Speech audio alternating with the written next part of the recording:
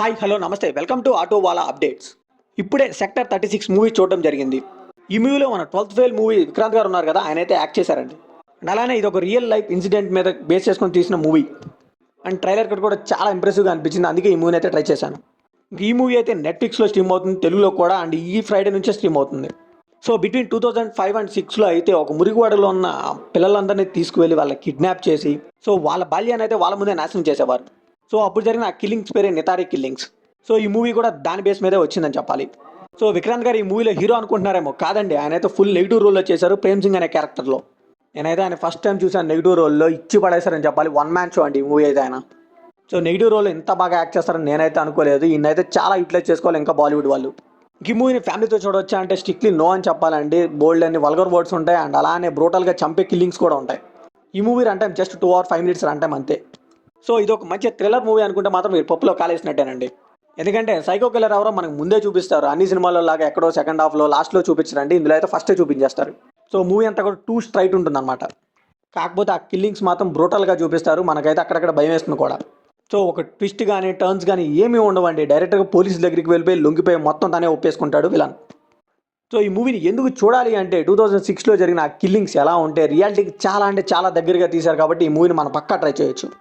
So అప్పట్లో ఇలా జరిగినాయా కిల్లింగ్స్, ఇలా మురికివాడలో కిడ్నాప్ జరిగాయా, ఇలా వాళ్ళ జీవితాలు నాశనం చేశారా అనేది చాలా అంటే చాలా రియాలిటీగా చూపించారు. సో మొన్న ఈ మధ్య ఎలాంటి మూవీ చూసానో లాప్టా లేడీస్ అని, అది కూడా చాలా బాగుంది. అది కూడా చాలా రియాలిటీకి బేస్ చాలా దగ్గరగా తీశారు. సో ఎంటర్టైన్మెంట్ కోసం చూసే వాళ్ళైతే ఈ మూవీ అవాయిడ్ చేయొచ్చండి, జస్ట్ యావరేజ్ అనిపిస్తుంది.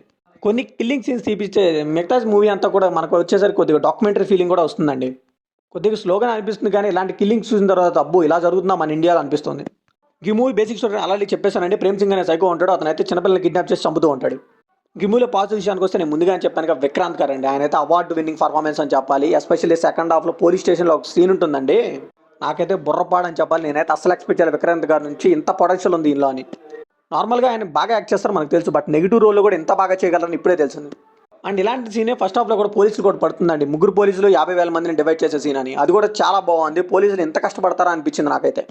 ఇంకా కిల్లింగ్స్ అండి, బ్రూటల్గా కిల్లింగ్స్, అండ్ అలానే పీస్గా కట్ చేసి ఆ పీసులు దొరికే సీన్లు కానీ, పోలీస్ ఆఫీసర్ మర్డర్లు కానీ, ఇవన్నీ కూడా చాలా రియాలిటీగా చూపించారు. కానీ మన సినిమాటోగ్రఫీ కూడా చాలా మెచ్చుకోవాలండి, చాలా అంటే చాలా బాగుంది. ఈ మూవీలో నెగిటివ్ విషయానికి వస్తే నేను ఆల్రెడీ చెప్పాను కదండి, ఫస్ట్ అరగంట అయితే చాలా బాగుంది. తర్వాత అయితే ఒక డాక్యుమెంటరీ టైప్లో వెళ్ళిపోతూ ఉంటుంది మూవీ అంతా, చాలా స్లోగా అనిపిస్తుంది.